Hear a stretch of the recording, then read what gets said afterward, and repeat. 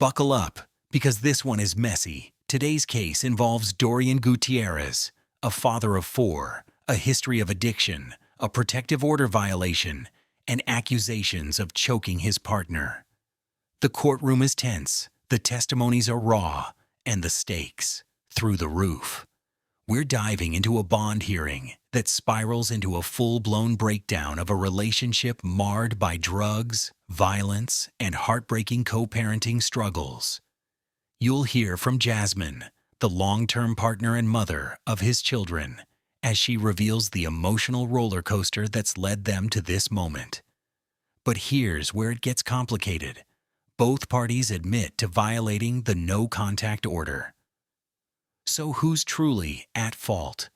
Is the system failing families, or are these individuals caught in their own self-destruction?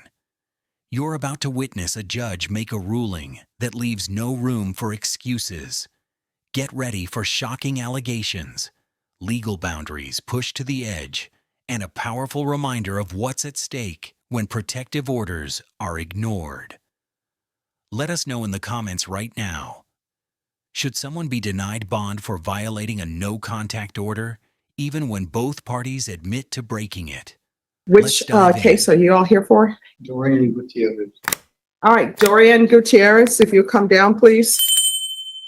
And I'll need the following Dorian Gutierrez as well. Yes, and also Cabo Rubio. Okay, thank you. And then Cabo Rubio has 2 files. All right, let me have her. All right, court is calling just 1 second. Yes, Cabo Rubio.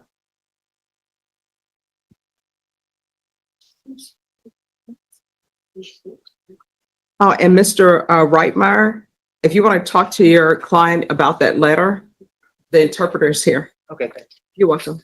And just give us a moment. Probation is going over conditions, and it's hard for her to hear and the defendant to hear. Oops. Is there anyone here who is requesting a reset?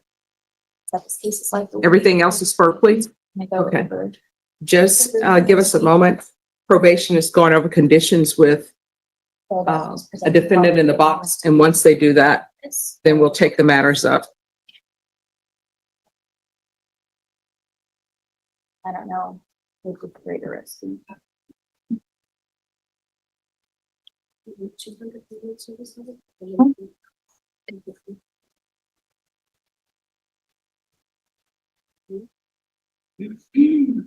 And on this case, the issue is just the bond issue.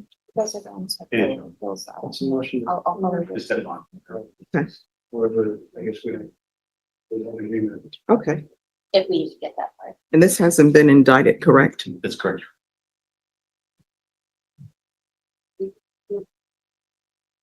So what I can tell both parties, unless there's something in his criminal history that will preclude him from having a bond, he's going to get a bond. The only question. All right, legal breakdown time. When the judge says the case hasn't been indicted, that means no grand jury has formally charged the defendant yet. It's still in a pre-indictment phase. But here's the key that doesn't stop the court from setting or denying bond. And notice what the judge says. Unless there's something in his criminal history that would preclude him, he's going to get a bond. That's standard, but this hearing quickly shifts when the judge learns there's a new charge, a protective order violation. Now, we're no longer dealing with a routine bond hearing. At this point, the question isn't if he'll get bond. It's whether his actions since the last charge show a pattern that puts public safety or the victim at risk. And spoiler, that new charge might be enough to tip the scales. Question is what the amount will be. Sure, first, Your Honor, maybe this was before the court in a previous setting, and indicated that you would be remanding him without bond because that's when we picked up the new charge. Oh, is the new charge the protective order? That is correct. Ah, okay. That's on All right, so here's what I can tell you. The law has changed, right? Mine's going on. I'm gonna listen to testimony. I'll see what the witness says, and you may not, there's a chance you may not receive a bond. Do you understand? Now, if there are other issues with deadlines that are not being made, of course, we'll consider that if your attorney presents something else. Court is calling 2025 PF 00730, State versus Dorian Xavier Gutierrez. Can I have parties announced? Rick Pena for the state of Texas. You want under? And are you Mr. Gutierrez? All right, we're here on a motion to set bond. Oh, Defense is requesting that a bond amount be set in the amount of $20,000. And my understanding, State, you are not in agreement? This is correct. All right, are there any witnesses? Yes, Your Honor, this time state would call Ms. Jasmine Timpson. All right, could you raise your right hand for me, miss? Do you solemnly swear or affirm the testimony you give will be the truth and nothing but the truth, so help you God? Yes, yes, ma'am. All right, you can lower your hand if you'll state your name for the record. Jasmine Gary Timpson. All right, any objection to the witness appearing by Zoom? I'm from the state. None for defense. All right, just one moment.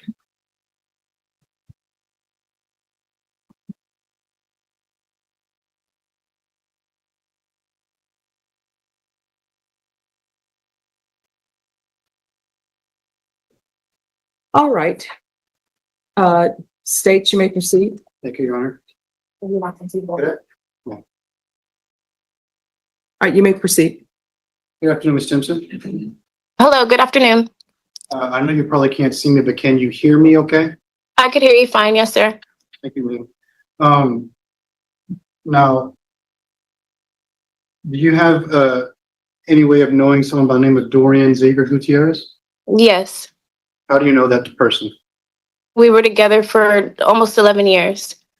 Can you describe your relationship to the court during those 11 years? We met not in good places. We were both addicts of meth. A couple of years. I had got pregnant with his first kid, got sober, been sober since. He had got sober a little right after me. We kind of started from the bottom, worked our way up to the top. We were in really good place. We were at a very, very good place. It just kind of got rocky within the last year. I would say like the beginning of 2024 up until now, of course. It's never been this messy. We now have 4 kids together. That's how I know him. That's our history, pretty much, just being together for 11 years. But it's never been this bad.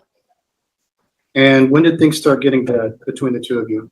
I would say in a little after, in 2024 for sure, within the year. But it gradually, it was stuff that we were able to tolerate, right? Arguments here and there. But I would say maybe February of last year is when it kind of got bad. March up until January is when it was very, very, very, very, very, very bad. Okay. Can you please describe to the court what you mean by being very, very, very bad? Well, as far as, I mean, and I'm not saying I know Dorian, I know what he's capable of doing. He's a very good person, has a very good heart. He loves his kids dearly. But I really think what got in the way was his coworkers, his job at the time. He was very solid. He's a great worker.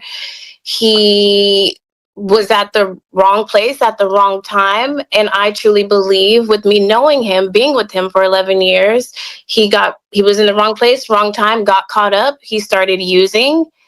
I would question his behavior. There's stuff that I witnessed at home that I know that was not normal behavior. It was, I would say, November. I mean, he didn't spend Halloween. We have twins that are 2. Halloween, he decided to work, which is fine. He was at work, but he missed all of holidays of last year. Halloween, Thanksgiving, and even Christmas. He was not with us at all. I know that he was using. I just could never prove it. When that incident between me and him had happened in January, I know for certain that he was using. Again, I just couldn't prove it. Okay, let me stop you right there if you don't mind, ma'am. Yeah, go ahead. Can you describe to the court the incident you're talking about in January? When me and him, we got into it. I mean, I put This part is brutal. Jasmine, the witness, just dropped a bombshell. Not only did Dorian allegedly choke her during a violent argument, but CPS had to get involved and he tested positive for meth and cocaine. Now she's trying to paint a full picture, the emotional toll, the absence of a father, and the disillusionment of a family falling apart. But here's what really hits hard. She says he missed every holiday with his kids. No Halloween, no Thanksgiving, not even Christmas. While showing up with a gold chain and fresh kicks, he allegedly skipped out on diapers and parental visits. So here's the big question for you. Can someone be a good dad if they're inconsistent, absent, and breaking protective orders, even if their intentions were once pure? Sound off in the comments below. Is Dorian redeemable, or is this the consequence of years of unchecked behavior? out a knife on him. He choked me. I called the police. We both went into jail, did our statements. He got arrested, bonded out. CPS got involved. We both were assigned to a class that I completed. He did not complete. My caseworker had shared with me that Dorian had tested positive for methamphetamine and cocaine. He wasn't active with the kids at all. Even when his grandma was available, there was times where he chose to be out in the street. I don't know what he was doing, but he didn't see his kids as much as he should have. And I mean, and I guess that's where I'm torn at. All right, so just a moment. All right, this is what I want to know. I want to know about a protective order being in place. That's what I want to know about. So And I had the time Hold on, frame. Ms. Chitson. Yes, I was about to get time. Yeah. Now, after that January incident, Ms. Timpson, did you have any contact at all with Mr. Gonzalez? Or Mr. Gutierrez. Yes, we did. To your knowledge, was he supposed to have contact with you? I would have to say, I'm not going to lie, it was 50-50. When we had contact, it wasn't bad. It was him so he could see the kids. It was me and him, but it wasn't a bad visit when there was contact, the rare contacts that we did have. Are you aware of any conditions of his release for the incident that you're involved in with him? I don't understand your question. Or Are you aware, and this is what I think the question is, are you aware that there was a no contact order that was in place? Yes, from my CPS caseworker, yes. I never got the paperwork. Okay. And did you have a further occurrence with him in June of this year? Yes. Can you please describe what that occurrence was like with the court? In June, I was at home at my apartment that me and the kids live at. He had called, I want to say. Whoa, this is the moment the courtroom turns. After Jasmine breaks Dorian's gold chain in a heated moment, in front of their kids, mind you, he retaliates by stabbing her tire. Let's be clear, that's not just a bad breakup moment. That's criminal mischief, a separate criminal offense. Even worse, this incident happened while a no-contact order was in place. That's a huge red flag for any judge. And just like that, we're not talking about a single emotional outburst. We're talking about a pattern, multiple contacts, escalating violence, blatant disregard for court orders. The law doesn't care who started it. When a protective order is in place, violating it, even once, can land you back behind bars. Do you think retaliation like this should weigh heavier in bond decisions? Drop your take below. I don't know if it was one of the kids. He had called them and told them that he was on his way. And so I had called, I want to say maybe I called him and was like, hey, like, how do you know where I live? Come to find out, he was at our house. He came to our house. I let him in. And that's when it went left from that incident in June.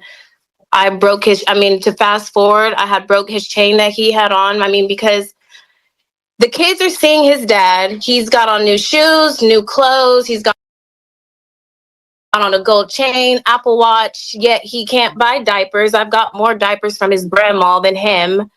Promised the kids shoes, that never came into play. So I'm mad, of course. One, he showed up at my house. Two, I did let him in. That was my fault. I broke his chain. He left. He gets in his rental car, and then he speeds up to my car, and he gets out and stabs my tire due to me pulling his gold chain that his girlfriend bought him. Was there anything else that occurred that day? No, after that, I mean, he took off. Of course, I made the report. After that, no. CPS got involved again because of that, because he did all of that in front of the kids. So after that incident, no, we stopped talking. I decided to block his number because it wasn't going anywhere. I blocked his number from the kids' tablets because my kids are dying to see their dad and he's not making anything happen for them. He has not seen his kids at all, really. And when he's had the chance, he hasn't. All right, thank you. All right, you want to pass the witness? Just one last question, if I may, please. Do you feel that the defendant should be released from custody? Mr. Gutierrez? Do you want to have contact with him? I want him to get help. And I also, if you don't mind me saying my little 2 cents, prior to that incident that happened in January, I really don't have a good relationship with his family. And he knows that. They're not really good. They're good people. They love hard. However, I didn't like how Dorian was treated. And two, I felt like they didn't really do much for my kids. Before that incident happened in January, I reached out to his dad. I reached out to his grandma, Eloise. I reached out to his mother, Lori. I said, look, I need help because I know Dorian is going. I'm so sorry. I'm going to interrupt you because what is happening between you and his family is really not relevant for this hearing. Do you have any questions, defense? Thank you. Ms. Tipton, y'all were living together up until the first incident that you described in January. Is that right? Right. And y'all had lived uninterruptedly for at least a few years in that home. Is that right? Yeah, we were fine. And then he moved out or did no longer live with you. And part of that was because you were aware there was a no contact, right? Right. And as you mentioned, CPS got involved in this case and they contacted both yourself and Dorian, right? Yes. And you can recall that the CPS worker went over with you that you were not to be contacting Dorian. Isn't that right? Right. And that he was not to be contacting you, right? Right. But it is true, and it's fair to say that you did, in fact, contact Dorian on several occasions since that time, right? Vice versa. Yeah, we both did. Yes. And it's also fair to say that because of your frustration with the children and his interacting with them, that you had maybe tried to guilt trip him a little bit about not seeing them. Is that right? No. Negative. Is it true that you sent text messages to him requesting that he come over to see his kids? Never gave him the address, but I was pushing that, more so visiting us at like a park, a public place. Never did I invite him to my apartment. And you also were asking him or telling him that he needed to provide you some sort of funds, monetary funds, in order to provide for their care. Is that right? Well, yeah, diapers, necessities that kids need. Yes, of course. And at the same time, you're also aware that he is not, if he's under a no contact order, that does make it difficult, and that makes it to where he's not to be seeing you or communicating with you or being around even the children when they're with you, right? Right, but he had people in place to where he could still see the kids. It wasn't even me at that point. It was the people that were ordered to be with him to see the kids. He decided not to see the kids. Continue. Well, so what I'm asking you though is that the way it was set up with CPS is that his grandmother, Eloise, was the person to pick up the kids right? And supervise his visitation with them. Isn't that what the orders state? Yes, Eloise and his father, yes. But it's true that you were also reaching directly out to Dorian in order to try to get him to see the kids outside of that. Isn't that true? Yes. And I mean, yeah, and he came to my apartment without my knowledge. I've never gave him, there's no paper trail text that I gave him my address. All right. Okay, so here's the thing, and this is what I want everybody to understand. I understand that these types of cases get heated. This is not the time for people to have their therapy sessions. This is what This is the judge's mic drop moment, and it's crystal clear. It doesn't matter who contacted whom. A no contact order is not a suggestion, it's law. And when you're already on bond for domestic assault involving the same victim, then violate that bond by going back to their home?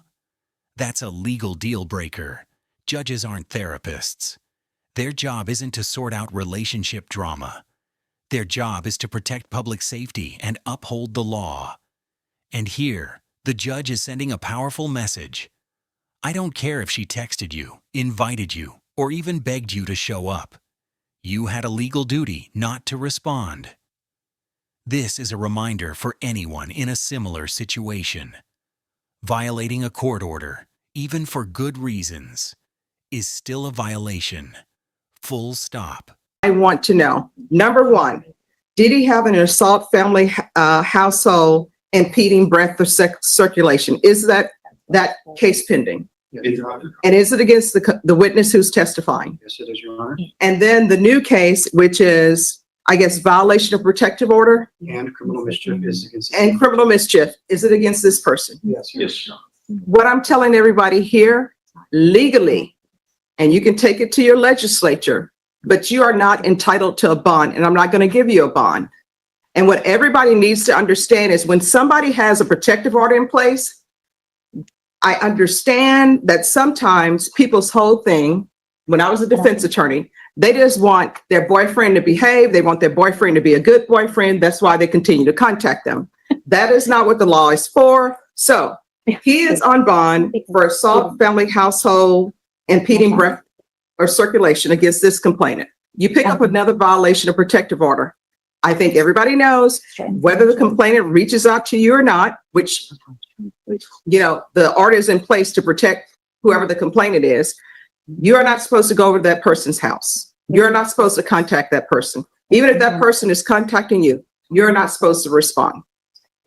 That's what the no contact order is. So the court is denying your motion for bond. You will not be given a bond by me. Your Honor, is there any way that I can at least address the court on some of these issues just to at least make my record? Yes. In terms of clearly, you know, what trying to abide by these orders, there has been several instances of contact communication by Ms. Tipson to him, to Mr. Gutierrez. And of course, it seems to me that if the children, more than anything else, that maybe stokes his feelings of guilt or his desire to help with the kids or what have you, it's been impressed upon him, Judge, since this time to have absolutely no contact whatsoever. And so I'm asking the court to consider a more narrowly tailored means by placing him on GPS, in a zero tolerance manner, so that he's able to work, he's able to be to spend that time with his children. I think by Ms. Tipson's account, he is a good father. I think that the children would suffer if he was not able to be able to have that. And so, I would very much and sincerely ask the court to consider that or take that under advisement. As a matter of fact, his grandmother, who's the supervisor of the CPS case, is actually here as well today in support of him and willing to speak to the court. That's who he will. That's who the kids will be with if there's supervision that needs to be done pursuant to CPS. So it's for those reasons, Your Honor, that I'm asking the court to consider. And I want you to know, I've heard your counsel's argument. I've internalized it. This is what I want you to hear from me.